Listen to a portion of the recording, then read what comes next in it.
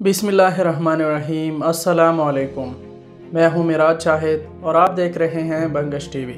दोस्तों, पिछली वीडियो में हमने डिस्कस किया था कि जो सामान या लगेज आप काउंटर पर जमा कराते हैं वो किस तरह कन्वेयर बेल्ट पर होता हुआ सेग्रीगेशन एरिया तक पहुंचता है, यानी जहां से स्टाफ इन लगेज को जहाज़ तक भेजते हैं वहां कैसे पहुंचता है। जब लगेज काउंटर से सेग्रीगेशन एरिया तक पहुंचता है तो ग्राउंड हैंडलिंग का अमला इनको कंटेनर्स या ट्रॉलियों में लोड करते हैं और फिर इन्हें जहाज़ पर भेजते हैं। लेकिन यहाँ एक बात आती है कि क्या ये स्टाफ अपनी तरफ से इन लगेज को कंटेनर्स में डालते हैं या इनको कोई इंस्ट्रक्शन भी देता है। तो जी दोस्तों, इन स्टाफ को बाकायदा इंस्ट्रक्शन मिलती है कि किस तरह और किस कंटेनर्स में कौन से बैगेज डालने हैं। ये एक बहुत पेचीदा अमल है जिसको लोड प्लानिंग कहते हैं, और ये प्लानिंग जो करते हैं उन्हें लोड कंट्रोलर कहते हैं, जो बाकायदा तरबियत याफ्ता होते हैं। ये प्लानिंग इसलिए की जाती है ताकि एक तो पता चल सके कि इस फ्लाइट पर कितने पैसेंजर जा रहे हैं, कितने बैग जा रहे हैं और कितना कार्गो जा रहा है, और फिर इन सब का वज़न भी करते हैं। अब इस सारे प्लानिंग का मकसद ये है कि जो जहाज़ इस फ्लाइट के लिए मुंतखब किया हुआ है वो इस काबिल भी है कि सारा वज़न लेके जाए, और दूसरी बात यह है कि इन सारी चीज़ों को एक ऐसी तरतीब से जहाज़ पर लोड किया जाए, आगे और पीछे एक ख़ास तरतीब से इनमें सारा सामान लोड हो सके ताकि जहाज़ बैलेंस रहे।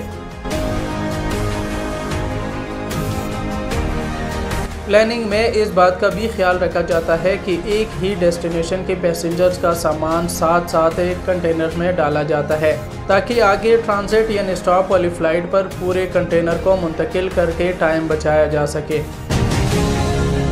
अब ये लोड कंट्रोलर ग्राउंड स्टाफ को ये प्लानिंग भेजते हैं जिसके मुताबिक ये इन बैगेज को कंटेनर्स में लोड करने लगते हैं। अब जब पूरी प्लानिंग के साथ इन बैगेज को कंटेनर्स या ट्रॉलियों में लोड कर दिया जाता है तो अब बारी है इनको जहाज़ पर भेजने की। यहाँ एक बात बताता चलूँ कि स्टाफ इस बात का वेट नहीं करते कि जब पूरी फ़्लाइट का बैगेज इनके पास आ जाए और इनको कंटेनर्स में डालकर फिर भेजते हैं, बल्कि इनकी कोशिश होती है कि वक्फे से इनको जहाज़ पर भेज दें ताकि बर वक्त लोड हो सके और टाइम बच सके। अब जब कुछ कंटेनर्स में सामान लोड हो गया है तो अब इनका एक ग्रुप बनाकर एक दूसरे के साथ जोड़ते हैं और इस ग्रुप को एक ट्रैक्टर के साथ बांध दिया जाता है। फिर इस ग्रुप को यहाँ से जहाज़ तक ट्रैक्टर के ज़रिए ले जाया जाता है।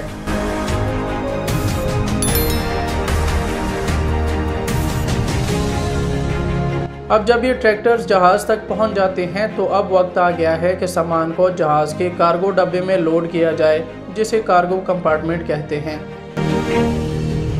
अब मसला ये है कि ये कार्गो कंपार्टमेंट का दरवाज़ा ज़मीन से कई फुट ऊंचा होता है, जिसकी वजह से सामान को इसके अंदर दस्ती तौर पर लोड नहीं किया जा सकता, बल्कि इसके लिए बाकायदा मशीनें इस्तेमाल होती हैं। अगर बड़े जहाज़ हैं तो इसकी लोडिंग के लिए जो मशीन इस्तेमाल होती है उसको हायर डेक लोडर कहते हैं। इसके दो हिस्से होते हैं, एक सिरा फिक्स होता है जहां पर ऑपरेटर बैठा होता है, जबकि दूसरा सिरा ऊपर नीचे होता है जिसको ऑपरेटर वहां से कंट्रोल करता है। इसमें एक और ख़ास बात ये होती है कि इसमें पहिए से लगे होते हैं जिसको रोलर कहते हैं। इसका काम ये है कि जब इस पर कंटेनर्स रखते हैं तो ये इसको आगे पीछे लेके जाता है, यानी स्टाफ को धक्का लगाने की ज़रूरत नहीं होती। अब जब लोडिंग के लिए कंटेनर्स आ जाते हैं तो इस लोडर का दूसरा सिरा नीचे कर दिया जाता है, जिस पर कंटेनर्स लोड करके ऑपरेटर इसको ऊपर ले आता है और वहां से जहाज़ के अंदर शिफ्ट कर देता है। लोडिंग के लिए इस तरह की दो लोडर्स लगे होते हैं, एक आगे और एक पीछे, जो एक ही टाइम में लोडिंग और अनलोडिंग कर रहे होते हैं। इसके साथ आखिरी सिरे में एक कन्वेयर बेल्ट लोडर भी लगा दिया जाता है, जिसका काम ये है कि जो बैगेज बगैर कंटेनर या पैलेट के होता है वो इसके ज़रिए लोड हो।